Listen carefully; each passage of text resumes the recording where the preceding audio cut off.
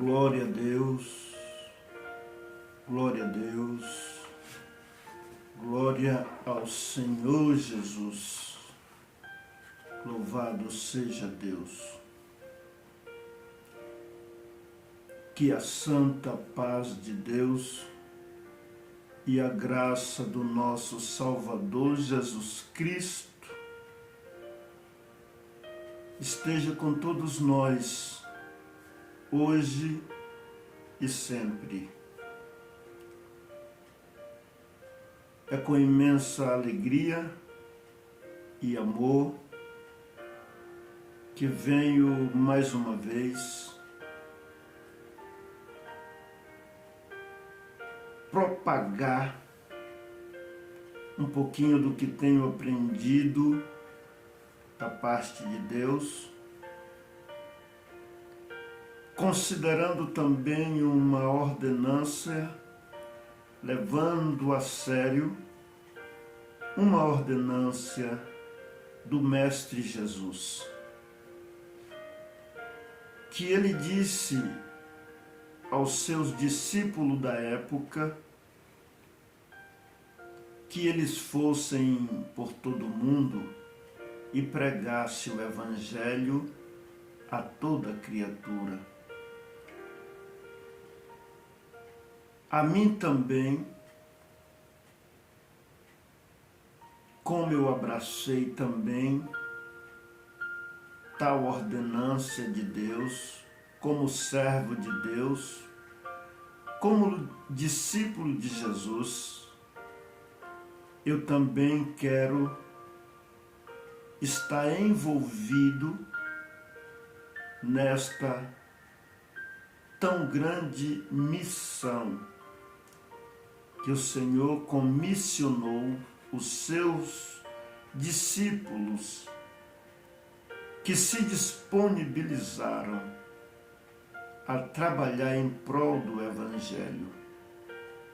A mim também, com amor e gratidão de Deus, não tendo nenhum merecimento, mas creio que o Senhor também me chamou para a sua graça maravilhosa em Cristo Jesus. Graça não é uma denominação religiosa, graça não é uma instituição, graça é favor imerecido. Aquilo que eu não merecia, como diz a palavra, eu estando no pecado, no charco de lodo, o Senhor enviando o seu Filho, o Salvador, para pagar os meus pecados,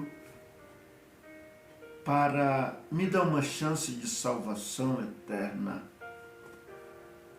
E Ele promete não só para mim, mas para tantos quanto entregar o seu caminho ao Senhor, tantos quanto levar a sério que Jesus morreu por toda a humanidade, principalmente por aqueles que se entregarem a Ele de todo o coração.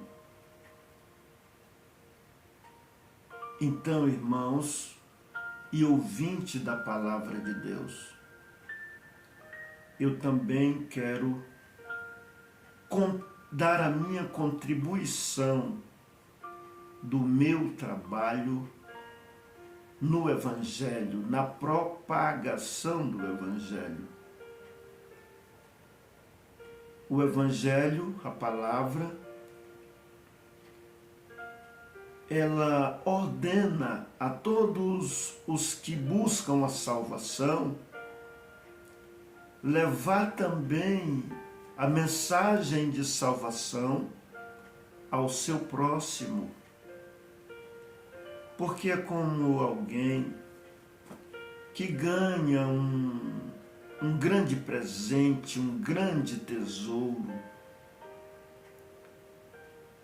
e ele sabe aonde tem, para quem quiser, Ele sabe onde tem essa riqueza para quem quiser.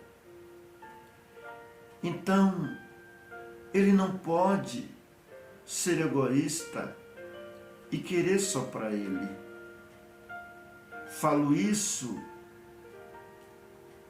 para todos que creem em Jesus e que alcançaram a esperança desse tesouro, esse tesouro maravilhoso, que no presente momento eu posso dizer: o Senhor me salvou do pecado e da morte espiritual. Se eu permanecer neste compromisso, não é que porque o Senhor me tirou, que eu já estou garantido, não. A Bíblia diz se permanecer até o fim. Se permanecer até o fim, será salvo. Mas no presente momento, o Senhor me tirou dos vícios, o Senhor me tirou dos pecados graves, os pecados que tiram o direito da salvação. Não quer dizer que eu sou perfeito, não quer dizer que eu não tenho falha, porque o apóstolo João escreveu lá em uma das suas cartas, ele disse que aquele que diz que não peca, que não tem pecado, é mentiroso e nele não está a verdade. Então eu venho aqui pregar a verdade. Sou faltante, sou errante, mas a cada dia quero melhorar. A cada dia quero crescer. A cada dia quero ter a percepção dos meus erros. Não quero fazer vista grossa para os meus erros e nem apoiar os meus erros. Mas eu reprovo também os meus erros, porque, como disse Paulo, isso é um mistério. O que quero fazer não é tão fácil de fazer, mas o que não quero, isso faço com facilidade. Eu não quero pecar, eu não quero errar na presença de Deus, mas muitas vezes o pecado me pega de improviso. Quando vejo, já errei. Quando vejo, já fiquei nervoso. Quando vejo, já falei mal das falhas de alguém. Quando vejo, já... E assim por diante. Os que estão ouvindo já me entendeu. Mas quero melhorar.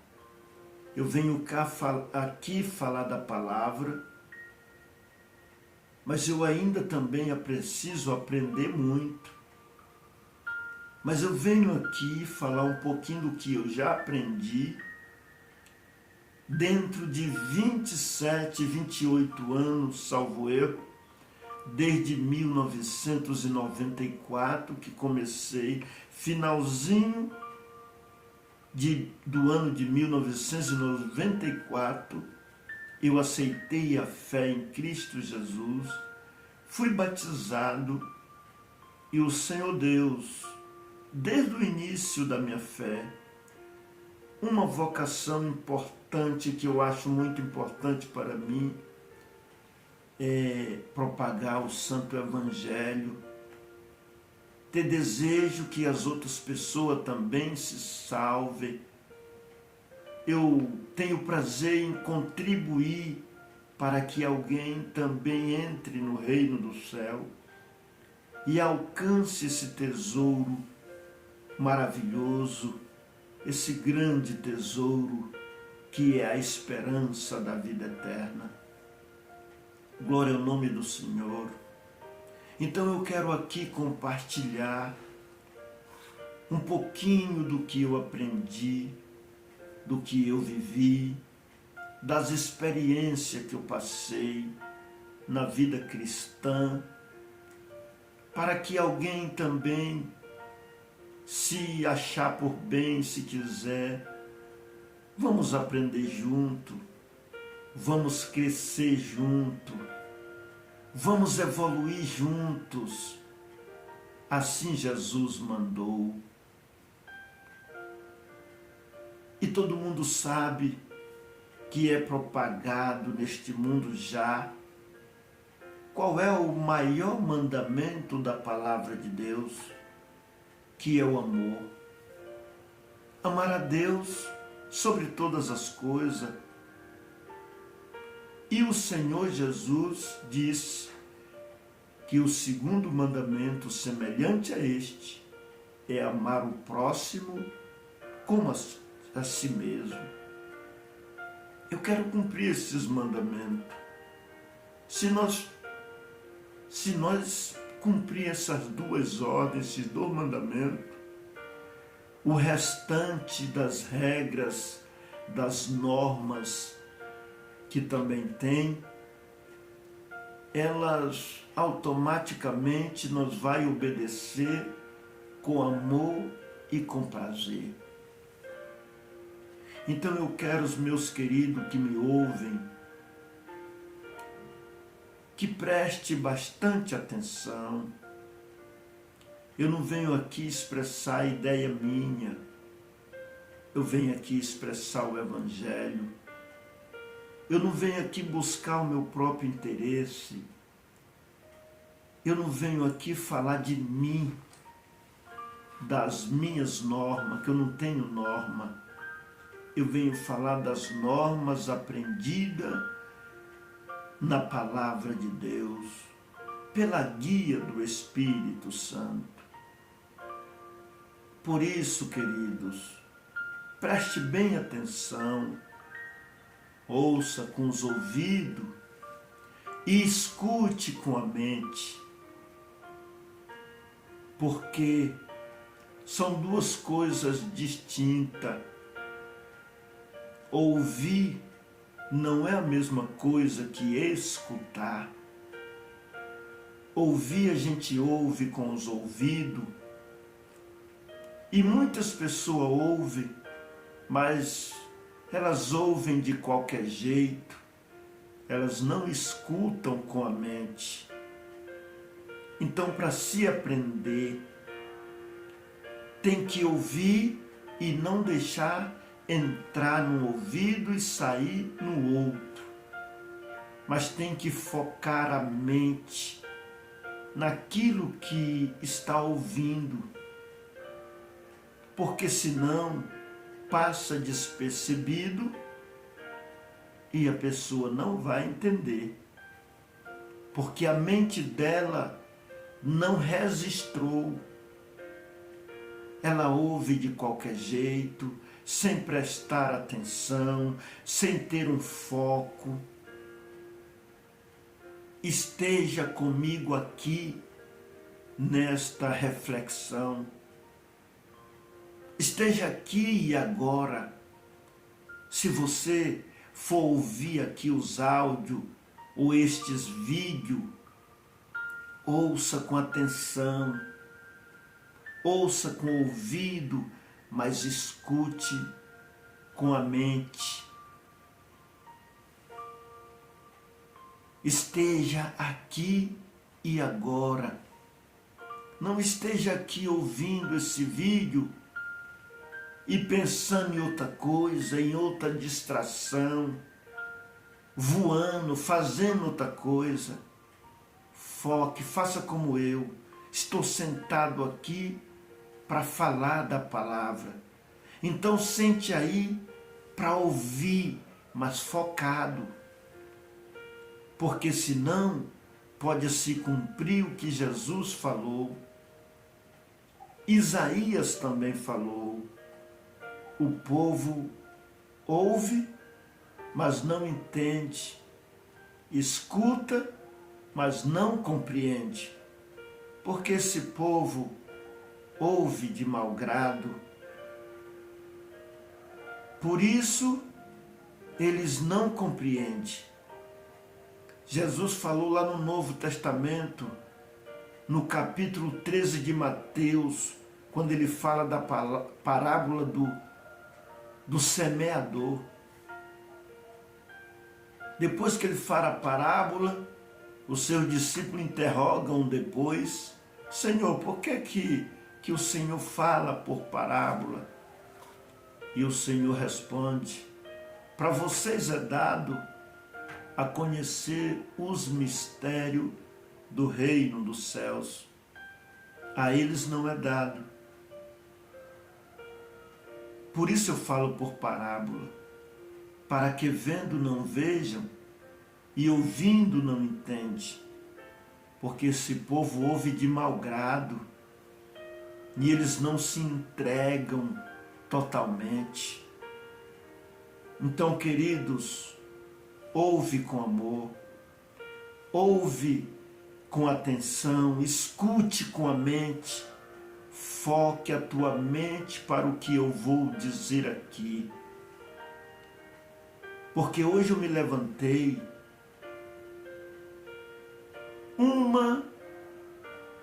não era nem 2 horas, 1h tanto da manhã, para fazer este trabalho aqui. Eu acho melhor à noite, que tem silêncio. Eu me levanto, eu oro, eu busco, eu medito um pouquinho na palavra, para mim vir para cá. Eu não venho para cá de qualquer jeito. Eu não venho para cá confiado no meu conhecimento. Eu venho para cá, mas eu peço a Deus a guia e a direção do seu Espírito para mim pregar a palavra genuína, a palavra da verdade, a palavra que liberta. Porque diz: conhecereis a verdade e a verdade vos libertará. Isso aqui não é brincadeira. Isso aqui é sério, porque custou o preço de sangue, preço da vida de um justo que sofreu, padeceu, para que hoje nós possamos ser felizes, ser alegre em Cristo, na esperança da salvação. Mas essa salvação, muitos acham que já está salvo e pronto, e se acham, muitos batem no peito. Não é assim não. A salvação, o chamado é gratuito, mas o discipulado custa preço, a permanência custa preço, para a gente aprender custa preço. A gente tem que gastar tempo lendo a Bíblia, pesquisando, analisando, orando, para poder pregar a verdade, sem achismo, sem a palavra genuína. Tem que pregar a palavra genuína, porque eu vou acreditar que vai ser muita gente que vai me ouvir. Então eu não posso aqui pregar achismo, pregar coisas sem pesquisa, falar de coisa que eu não sei. Pelo contrário, eu só vou abordar assunto que eu pesquisei, que eu busquei conhecimento, que eu não quero fazer ninguém errar. Porque os pregadores podem fazer alguém errar e pode fazer alguém acertar. Evangelista, aqueles que se diz evangelista, pregadores, instrutores, professores da palavra do evangelho, pode fazer alguém acertar, mas pode fazer alguém errar também. Se vir pregar achismo, pregar sem conhecimento, Glória ao nome do Senhor. Faz alguém errar. Então, irmãos, a coisa é séria. Por isso que Tiago falou, lá no capítulo 3 de Tiago, no primeiro verso, que muito de nós não quereis ser mestre, sabendo que recebemos o maior juízo. Porque se nós não pregar de acordo à palavra, e se nós não viver também o que nós prega, não é lucro, é prejuízo. Então você aí, queridos, que ouve, você prega, você evangeliza, você instrui, então se prepare, se capacite, porque está escrito lá na primeira epístola de Paulo a Timóteo, capítulo 3, no verso 2. Lê lá para você ver. Lá diz que o homem tem que ser capacitado para este trabalho. O bispo, que é a mesma coisa pastor, presbítero, ancião, é uma só função. São 4 títulos, mas a função é a mesma. É de pastorear, é de ensinar, é de instruir. Então se capacite, porque a Bíblia diz que tem que ser apto. Apto significa preparado. Glória a Jesus. Na segunda epístola também a Timóteo, no capítulo 2, e no versículo, eu até anotei aqui, na segunda epístola, no capítulo 2 e no versículo 24, também fala que o homem tem que ser apto para ensinar. E a Timóteo ainda, segunda epístola, capítulo 2, verso 15,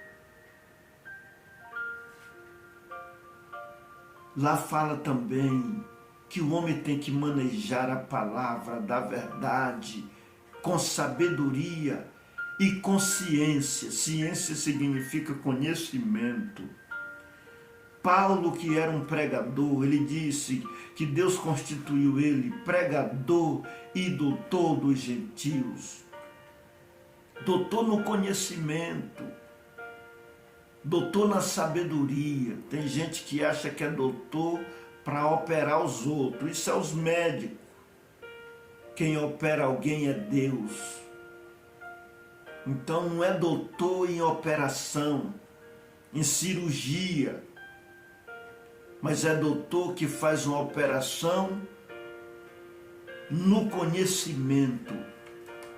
Arranca falsos ensinos, faz uma cirurgia de falsos ensinos aprendidos.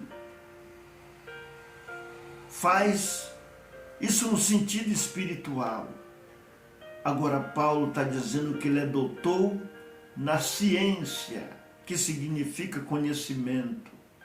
E Paulo lia livros. Olha na segunda carta a Timóteo, capítulo 4, verso 3, Paulo dizendo, traz a minha capa, traz os meus livros, traz os pergaminhos. Pedro também, o apóstolo Pedro, na segunda carta dele, capítulo 3, verso 18, ele diz, crescei na graça e no conhecimento do nosso Senhor e Salvador, Jesus Cristo. Queridos irmãos, então eu estou aqui para pregar o que eu conheço, para falar do que eu conheço, do que eu aprendi, porque o Senhor Jesus disse, nós dizemos o que sabemos e testificamos do que vimos. Então temos que abandonar o achismo, o falar sem conhecimento. Nem o Senhor Jesus Eu estou olhando aqui, porque esse vídeo não pode passar de 25 minutos. Mas eu já vou avisar, meus queridos, que essa reflexão de hoje, eu vou dividir ela talvez em 3 partes. Parte 1, parte 2 e parte 3. Já está chegando ao fim. Depois eu vou continuar com uma leitura da palavra de Deus. Eu cheguei para perto da palavra de Deus. Então, queridos, eu quero aqui falar de conhecimento, de coisa concreta. Eu já estou findando, mas assista a parte 2, que é onde eu vou fazer a leitura. Então nós temos que se preparar, porque até o mestre preparou os seus discípulos. Vou encerrar por aqui essa parte e agora você não findou aqui. Você vai assistir a parte 2, porque esta dessa reflexão. Continuando, o Senhor Jesus, Ele escolheu os seus discípulos e mandou a pregar. Só que Ele não mandou de qualquer jeito, que Ele não mandou sem preparação. Para nós observar, Ele disse Ele passou 3 anos desde que começou o seu ministério, há quase 30 anos. Então ele tinha 29. Escolheu os seus discípulos e ensinava sempre. Os sermões da montanha, os ensinos na beira do mar, os ensinos particular. Ele sempre ensinava. Para resumir, 3 anos ensinando. E ainda, depois que ele morreu e ressuscitou, ele disse para os seus discípulos: vocês não podem sair de Jerusalém. Porque ele ensinou durante todo este tempo, 3 anos, 3 anos e meio, por aí. Mas depois que ele morreu e ressuscitou, ele ainda disse para eles não se ausentar de Jerusalém, até que do alto fosse revestido de poder. Que todo mundo sabe que isso aconteceu no dia de Pentecoste. Estando ele, os discípulos, salvo erro, cerca de 120 pessoas, entre mulheres e homens, orando dentro de um cenáculo, como está escrito em 2 de Atos, que vê depois ler lá. O Senhor desceu do céu com o seu Espírito Santo e encheu a casa, encheu os corações, ficaram cheios do Espírito Santo. Mas o Senhor instruiu que eles tinham que anunciar o Evangelho em Jerusalém, nas cidades circunvizinhas e até aos confins da terra, por onde ele desse conta de ir. Mas ele não podia ir de qualquer jeito. Além deles ter aprendido 3 anos e meio, eles ainda tinham que ser cheios do Espírito Santo. porque tem um mistério na palavra. O Senhor Jesus aparece para Pedro, já depois da ressurreição, salvo erro. Se eu errar em alguma coisa, me perdoa. É porque eu sou falível, eu não tenho tudo. Alguma coisa a gente esquece, já lê, mas esquece. Então, se eu errar, às vezes, o capítulo, o versículo, me perdoa aí, mas eu quero falar o que está escrito. A minha função é direcionar alguém para a palavra de Deus e não para as minhas ideias. Então, o Senhor Jesus, ele disse para Pedro: Pedro, quando tu te converteres, confirma os teus irmãos. Então, irmão, se ele mandou, depois de tanto tempo, ele ainda disse, quando tu te converteres, porque não quer dizer que nós tem tanto tempo servindo a Deus, que nós não temos que melhorar. A nossa vida tem que melhorar gradativamente. Nós vivemos num processo de evolução. A vida cristã é como uma faculdade que alguém se prepara primeiro, mas tem que ter uma permanência, tem que ser um bom aluno e tem que tirar boas notas. Por isso que Jesus disse: ide por todo mundo, pregai o evangelho a toda criatura. Quem crê e for batizado será salvo, quem não crê será condenado. E outra passagem ele disse assim: muitos são chamados e poucos escolhidos. Então não é todos chamados que vai salvar. É só quem se esforçar, igual um bom aluno se esforça na faculdade, dá valor, estuda. Por isso que tem várias passagens na Bíblia que diz: ao que vencer, falo-ei coluna no templo do meu Deus. Aquele que perseverar até o fim. Então não tem nada garantido já. Já chegou o fim?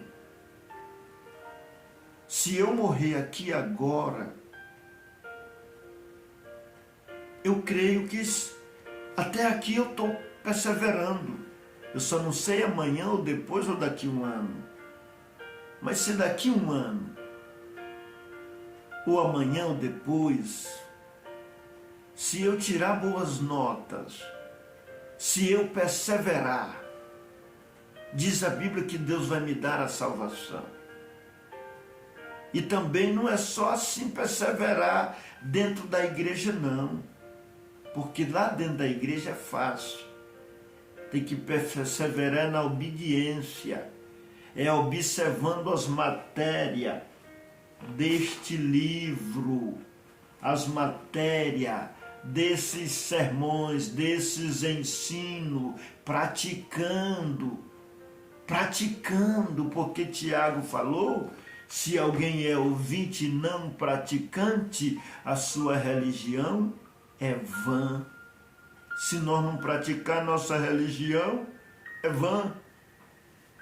Nós é só religioso. Nós tem que ser servo de Deus, é discípulo de Jesus. Ser discípulo tem diferença de ser aluno, só aluno, porque o aluno, ele participa das aulas e nem sempre ele vive o que ele aprendeu. O discípulo, para ser discípulo, ele tem que imitar o mestre. Por isso que Jesus disse: se fizerdes o que eu vos mando, sereis meu discípulo. E ele disse ainda: o discípulo não é mais do que o Senhor, e nem o servo mais do que o mestre. Basta o discípulo ser como o seu Senhor e o servo como o seu mestre. Não quero dizer em totalidade, quero dizer em aprendizado, em viver o que é ensinado. Totalidade, total é só Cristo. Ele é total, Ele é pleno, Ele é a fonte da perfeição. Nele não há injustiça, Ele é sem mácula. Nós temos mácula, nós não somos perfeitos, mas podemos cumprir a palavra que Ele nos ensinou. É nesse sentido que Ele está falando. Então, queridos e amados irmãos, você pregador, você ensinador, você propagador do Evangelho, se prepare no Evangelho. Se prepare no Evangelho para levar as boas novas de salvação às pessoas. Eu não venho aqui, eu sou um pesquisador, eu sou um observador, eu estou aprendendo a arte de pensar no assunto, analisar o assunto, porque eu aprendi que o pensamento, ele já está acima do conhecimento. Porque alguém tem o conhecimento, mas se ele não souber usar o conhecimento da maneira certa, ele estraga as coisas. Então, eu tenho que pensar antes de agir, para ver realmente se eu estou certo, se eu estou de acordo. Por isso é que a palavra fala lá em Isaías, tem uma parte lá que fala que a palavra de Deus é regra sobre regra, mandamento sobre mandamento, um pouco aqui, um pouco ali, para que nós podemos chegar num consenso da verdade, do que a palavra genuína quer dizer para nós, do que ela quer nos ensinar. Porque hoje tem diversidade de religião, cada uma fazendo de um jeito, cada uma fazendo do seu jeito. Uns acreditam que deve, por exemplo, vou dar um exemplo, batizar criança. Outros acreditam que não deve batizar criança. Uns acreditam que deve as mulheres usar o véu nas reuniões de adoração a Deus, nos cultos e nas orações, como diz em 1 Coríntios capítulo 11. Outros acreditam que não é preciso as mulheres usar o véu. Uns acreditam que a cobrança do dízimo, o dízimo não é mais para ser cobrado na época do Novo Testamento. Outros acreditam que deve cobrar o dízimo e ensina para o povo que deve cobrar o dízimo e cobram o dízimo. E assim por diante. Uns acreditam que tem que guardar o sábado, igual era na época da lei. Outros acreditam que não é preciso guardar o sábado. Uns acreditam que o nome de Deus é Jeová e tem que ser Jeová. Outros acreditam que a Bíblia fala de várias formas. Até para Moisés ele falou, Moisés quando queria dizer para Faraó, como é que eu digo se ele perguntar quem me mandou? O Senhor disse, diz para ele que eu sou, te enviou. Então, eu sou o que sou. Manoá perguntou o nome do anjo, que era o anjo do Senhor, que aquele anjo, tudo indica na Bíblia que ele é o próprio Jesus. Por que que ele é o próprio Jesus? O anjo que apareceu para Manoá. Não lembro agora o capítulo e o versículo que está escrito. Mas quando foi dar boas novas que Sansão ia nascer, Manoá perguntou, me diga o seu nome. E o anjo disse, por que que pergunta o meu nome? Visto que é maravilhoso. E lá em Isaías, capítulo 9, salvo erro, verso 6, lá Isaías profetizou, um menino nos nasceu, um filho se nos deu, o principado está sobre os seus ombros, e o seu nome será maravilhoso. Deus forte, príncipe da paz, Pai da eternidade. Está falando do Senhor Jesus. Seu nome será maravilhoso. O mesmo nome que ele falou para Manoá. Por que pergunta o meu nome? Visto que é maravilhoso. Então, para você que acha que Jesus não é Deus, nele habita toda a plenitude da divindade. Deus homem, Deus Espírito, nele habita toda a plenitude da divindade.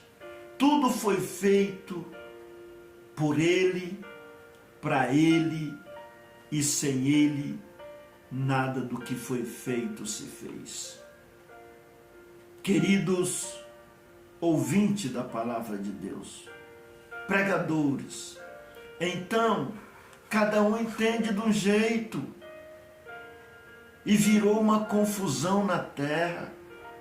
Uns creem que tem que pregar sem ganhar dinheiro, por amor.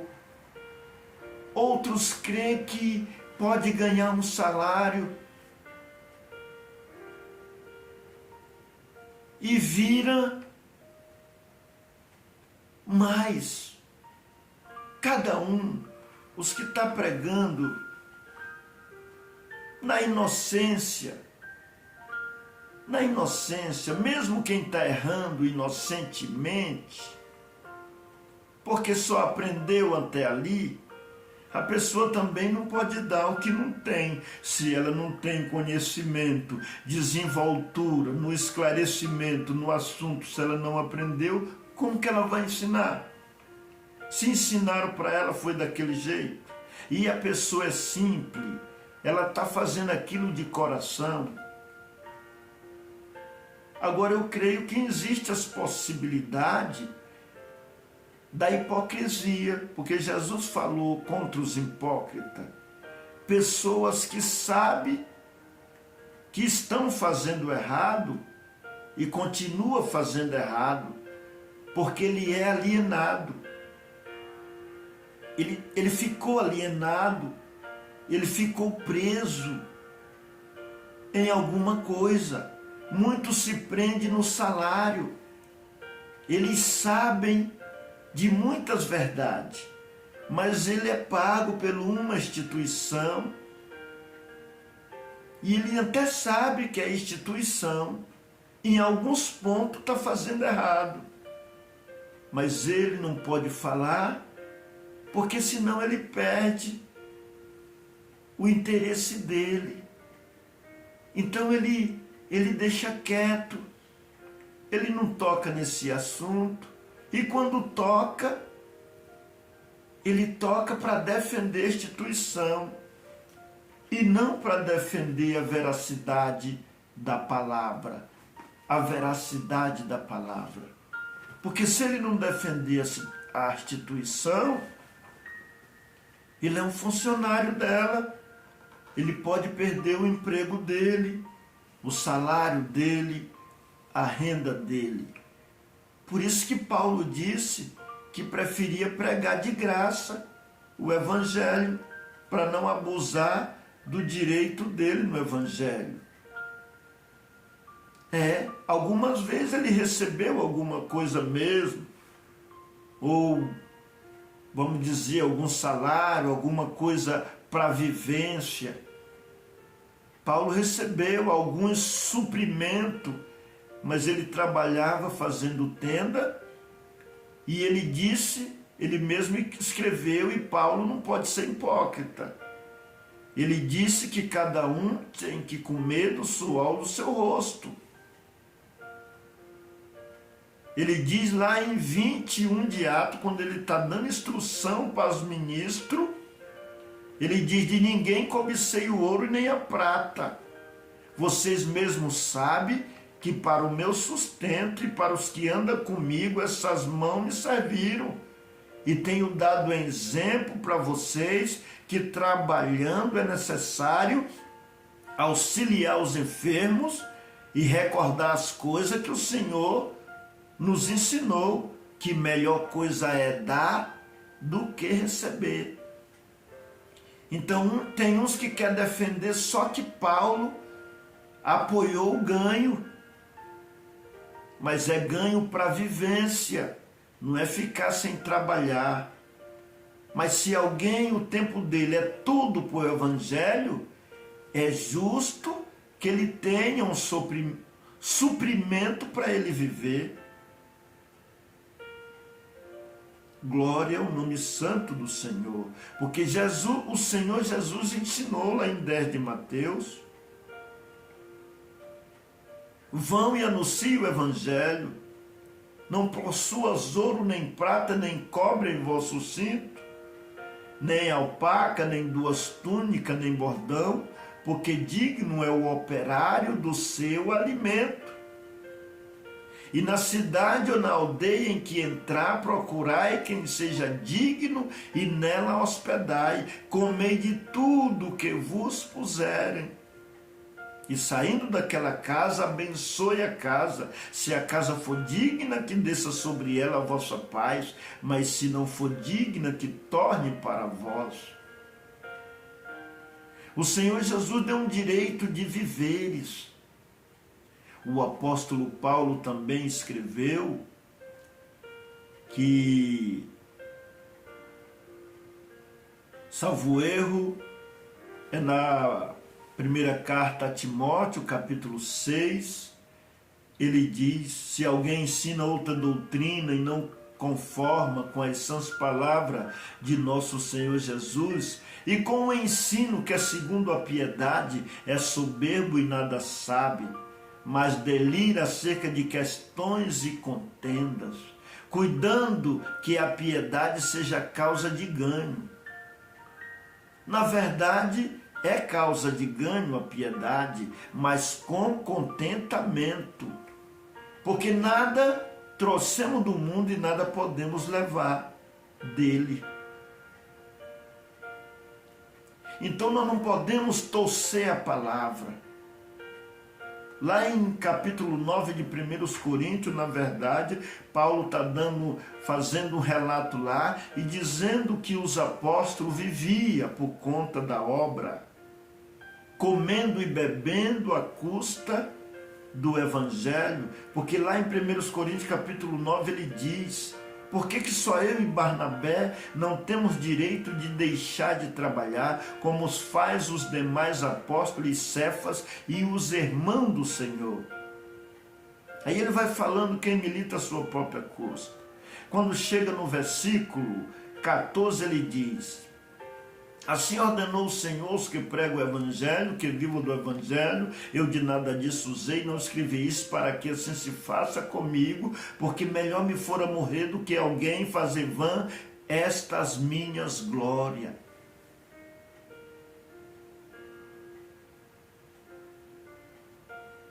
Então leia não só o versículo 14, leia o 15, que ele diz que ele evangelizando, ele propunha de graça o Evangelho, do 15 em diante. Eu de nada disso usei, e não escrevi isto para que assim se faça comigo, porque melhor me fora morrer do que ficar aí fazendo comércio da palavra de Deus, ou tendo a palavra de Deus como um comércio. Então, queridos, temos que prestar atenção no que nós prega e não podemos ficar pulando, porque quem prega buscando o seu próprio interesse, ele lê um versículo lá favorável e o outro que vem explicar outra coisa, ele não lê, que às vezes é desfavorável, ele não lê, porque atinge ele. Então lá em Timóteo ele ainda fala, capítulo 6, o verso... Esqueci o verso, mas lá tem um verso que diz assim: os que querem ser ricos, caem muitos laços e muitas condenação. Se tivermos com que comer e com que vestir, estejamos com isso contente. Esse foi o direito que o Senhor deu. Se o homem tiver uma necessidade de vestir à custa do Evangelho e de comer à custa do Evangelho, se o tempo dele é integral, tá? Não é tirar uma hora para ir na igreja pregar e querer ganhar uma hora ou uma hora e meia ou 2 horas por dia para ir pregar e querer no final do mês ganhar um salarão. Essa segunda parte desse vídeo já está findando de novo. Mas lembre de continuar, que vou continuar na terceira parte o mesmo assunto. É porque, irmãos, para deixar a coisa detalhada, as coisas bem explicadas, o assunto que venho aqui, tem que detalhar, tem que mostrar, tem que viajar nas Escrituras. Porque se eu ler de qualquer jeito, eu tenho que mostrar as Escrituras. Esse é o meu objetivo aqui, conduzir alguém para as Escrituras.